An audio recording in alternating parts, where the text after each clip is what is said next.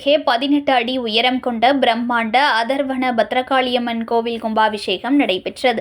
மயிலாடுதுறை மாவட்டம் சீர்காழி அருகே குமிலங்காடு கிராமத்தில் ஆதி நாகலோக கிராமத்தில் விஸ்வரூப திருக்கோவிலில் எங்கும் காண முடியாத அளவில் 18 அடி உயரம் கொண்ட 10 தலைகளோடு 10 கரங்களுடன் 10 விதமான ஆயுதம் ஏந்தி நாகக்கொடை பிடித்து காட்சி தரும் ஆதிநாக அதர்வன பத்ரகாளி தேவி கோவில் புதிதாக அமைக்கப்பட்டு கும்பாபிஷேக விழா நடைபெற்றது.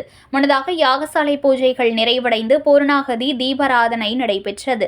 தொடர்ந்து புனித நீர் அடங்கிய கடங்கள் மேளதாளங்கள் முழங்கிட புறப்பட்டு 18 அடி உயரம் கொண்ட அதர்வன பத்ரகாளி தேவிக்கு உற்சவர் பத்ரகாளி தேவி சிலைக்கும் புனித நீர் ஊற்றப்பட்டு கும்பாபிஷேக விழா நடைபெற்றது.